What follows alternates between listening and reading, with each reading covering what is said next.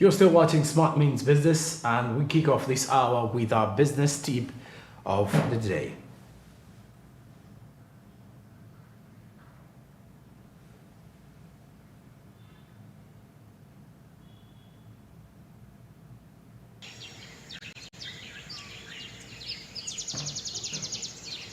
Now, the business tip says that every time you state what you want or believe, you're the first to hear it. It is a message to both you and others about what you think is possible. Don't put a ceiling on yourself. This is according to what the tip is saying, that every time you state what you want or believe, you're the first to hear it. It's a message to both you and others about what you think is possible. Don't put a ceiling on yourself. So that's exactly what this tip is saying.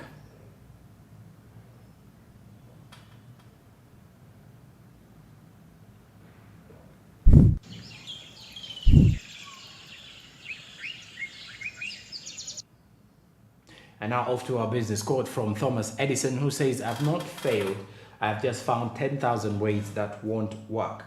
So I can't term that as failure anyway." So he says, "I've not failed. I've just found 10,000 ways that won't work out for me." That is according to what Thomas Edison reveals in this particular quote. "I have not failed. I've just found 10,000 ways that won't work." That is Thomas Edison with that insightful report, with that insightful quote that has just been highlighted in there.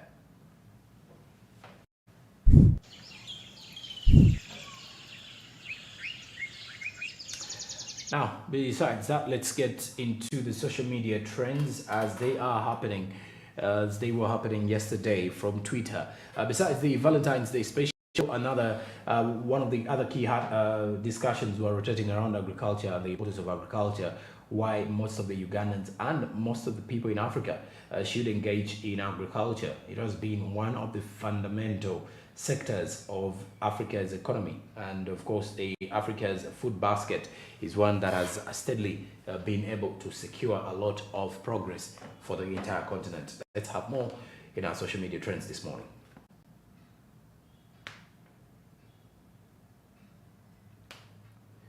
And with the social media trends, we start with Dusabimana Pacific, who says, "You are unemployed because you are looking only for office jobs. Have you thought about joining agriculture?"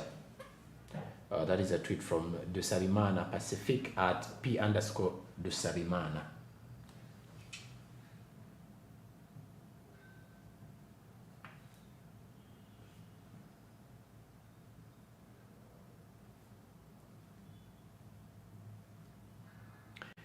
Now, as we continue to discuss more about this one, we look at modern agriculture updates, saying, "Will you invest in livestock if you get capital? #farming, #business." That is according to what the modern agriculture update is asking. Would you invest in agriculture if you had capital?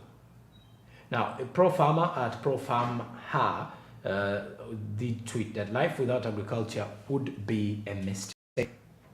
Couldn't agree less.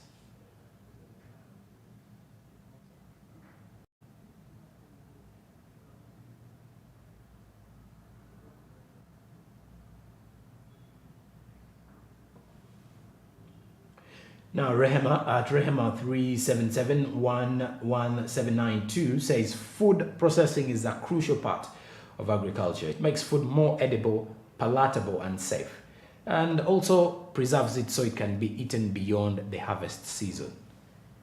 So she is talking more about the issues to do with food processing. Now, Mirieli Kazungu says, "It is your time to stand out from the crowd.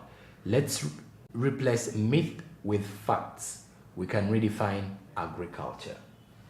That is according to Mirieli Kazungu, or as Kazungu Mirieli says, "It's your time to stand out, and we can replace that with agriculture."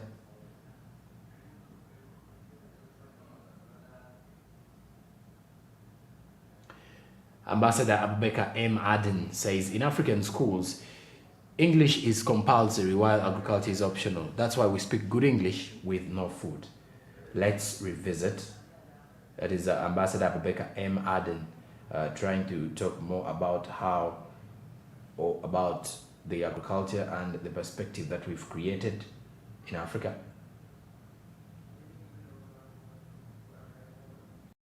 Now, Judith Navakoba says that reminded residents of Butaleja about Kaguta Museveni message against the land fragmentation.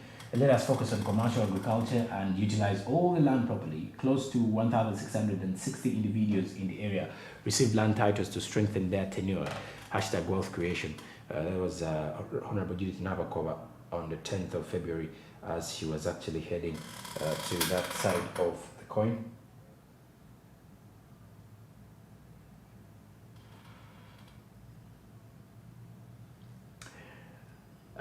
Modern agriculture updates is also with another tweet. Will you invest in livestock if you get capital? The same question again.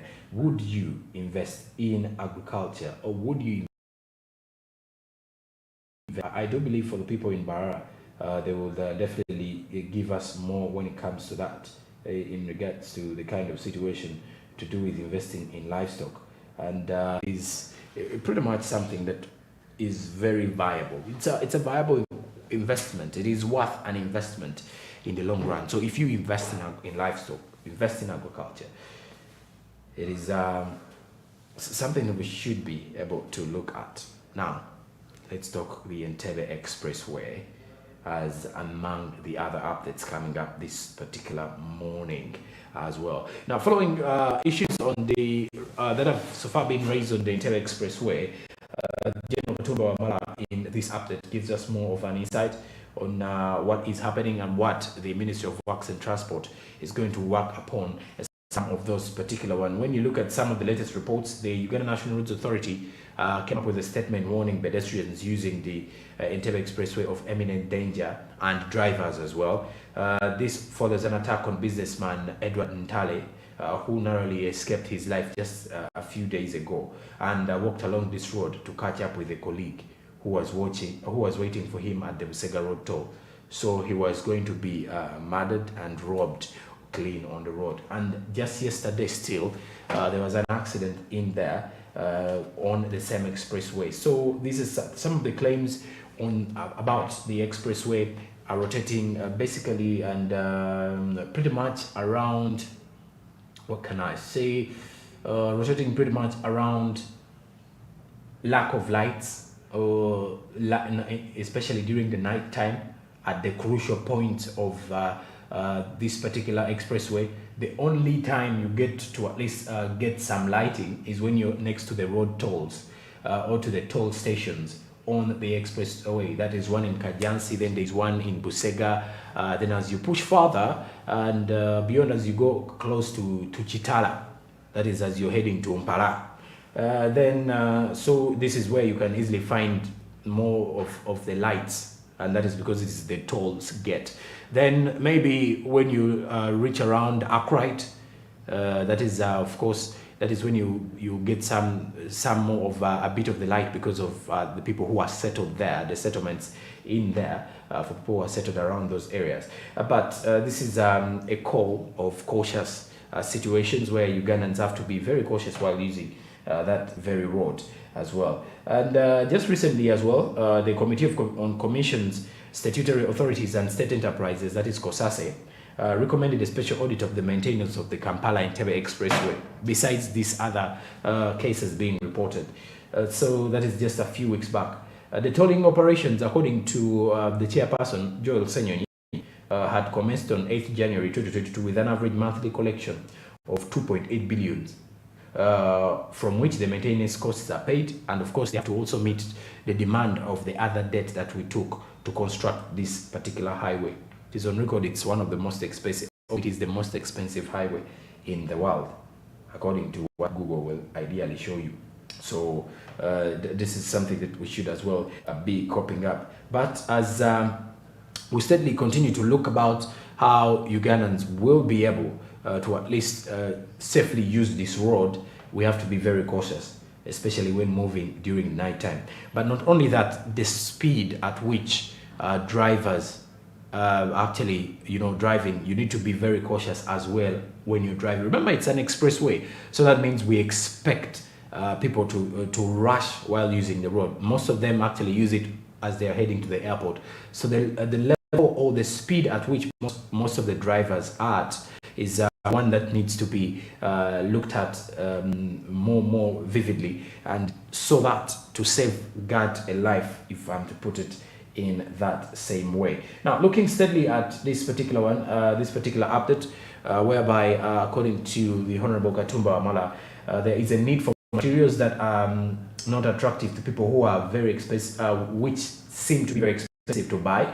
And then they will also try to have more trainings on road signs, especially for the road users, because it does seem to be very important. But some of the issues as to why there is a delayed lighting on the road is that due to pre-shipment inspection from the country of origin, then there is also a need for more cameras and security, that is more security cameras that is going to be reinstalled to ensure that they protect those who use that particular expressway, and at least safeguard the business community as well, and also try to safeguard lives of quite a number of people. There are very few people who actually use the expressway in the night.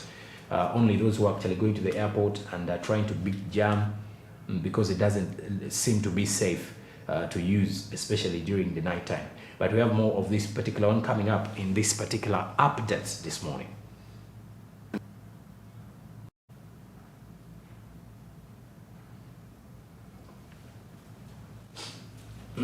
Of the delayed court process. I don't know why they delay to prosecute the criminals instead of expediting them. What are they waiting? What's the challenge that they have? About the CSR, to provide something which would make the community feel part of the road, even if they don't use it. I think that is something we can take home and also see how it can be done. Much as it's not part of the contract, but we could be as well discuss with the contractor to tell him that this is actually an added advantage which you can take. This is an advantage you can take of. On the issue of the delay of the lighting, I think I can give some more information. The people or the company which brought in those lighting facilities had a challenge. I think there is a provision in the law that before materials are brought in here, they must be inspected from country of origin. Now, during the COVID time, there was no movement. So these items could not be inspected from country of origin. So when they landed here, they had a problem with the URSB saying you did not do a pre-shipment inspection. Right? So there was a back and forth argument until the matter was brought to my table, and I wrote to URSB and URA to request them to do this inspection here, because it was now causing more delay, and yet the materials were here and the road was not being lit.